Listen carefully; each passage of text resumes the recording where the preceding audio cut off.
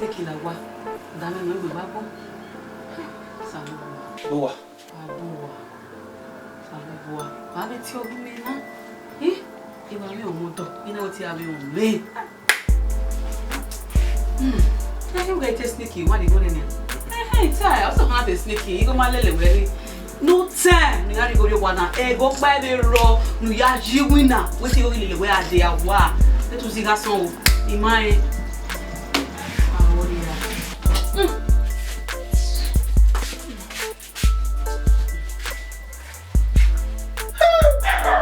Oga me we wa. Go me te wo biye. Wa mu. We better Mama, do I be what I be boa? We kita be boa. Ku ba kege ru ya ro me. Eri kita ka za mu wa. Eri ono oni here fe o yari wala kura wo boda do se. So when me where o yana ya wadi we ba. No. Ama keke ni The sofa. O ya se ti a mo mu amedi mejo o no feeling me. O ase guseni. Me no keke ni. When you maybe man do ya so ya. My childhood friend. My childhood friend. Hey, taking. No, come on. Let me not buy. Where's your way? Nala wo na ri mi se ro boda ngene. O se si me se o se me o po. O se na wa sagbada gogbon. Ona wa ke ma vai. Ona go to be but you dey say ki to feel you dey matic. E wo le button wa ki. He say we see. No soon na him. He got introduced to my line of business. Yes. No soon since when man we do the hard. He introduced some of my business associates. Okay? Yes, because the big way for organizer how will you call your me wa balo me. They graduate for that matter. If organizer the opa we na team we when my school at the full big no money. Me na we imuna ni abi rede we ni awa ibi rede go for organizer ni. Who could one we could am wa your gwene.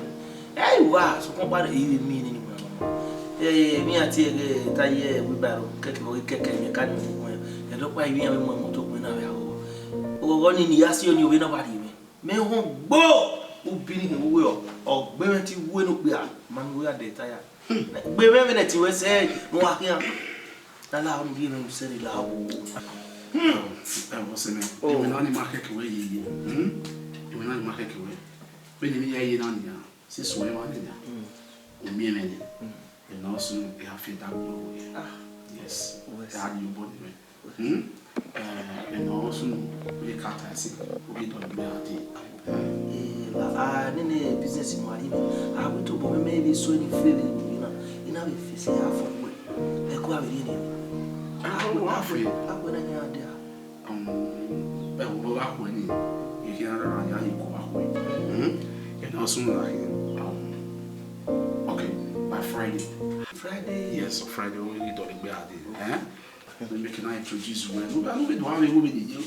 Only you buy him on the day. Even though you will be women, I can't say, or say, I don't say, young men, they young people. Man, when my wife Baba could go to Aja, do you swallow grab it and we are. What are you and how do I for connect? Come on, man. I'm not king to be. I said, yeah, you marry over me home when you eat for I can't money how you want me. I want totally low and equal in him, man. You have to be able to sell Friday.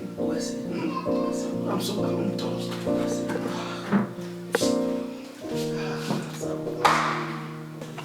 Only ya ni so where ya to e dafe. E wo la bi ba we wana ma ka bi ma e we grow. E ho bi o ku. Ni e ku si la.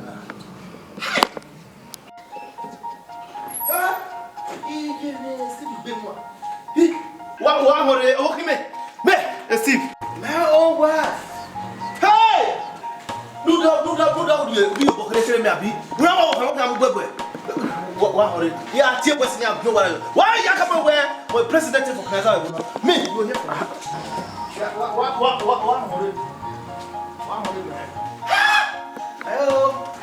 Guy, there to can bomb the let me tell you, okay, President for Knaza. The problem here, my God. Yeah, I come here for Knaza, boss, we have a near here for Knaza machine 1,000 pieces. My do set when I'm here, start. Oh, when I feel machine go, you come here in Europa where a machine where my wife get 800 you will know us. Where anybody I will live with my kicking 1,000 for Knaza machine. You will know. Where Steve? When I pop over him, my brother, you'll hear yourself. Wait.